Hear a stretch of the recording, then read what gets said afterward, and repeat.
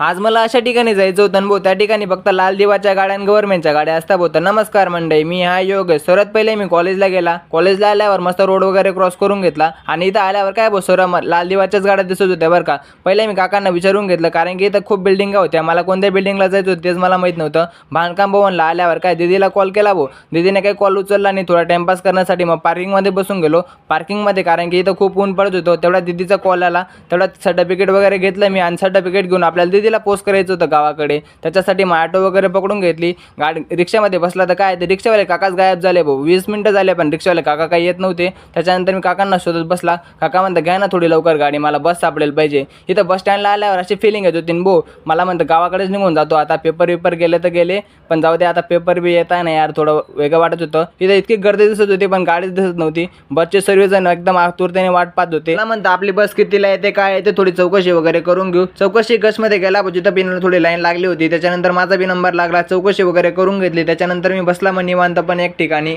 आणि त्याच्यानंतर पाहता आपली गाडी पण आली आणि सर्टिफिकेट वगैरे देऊन दिलं.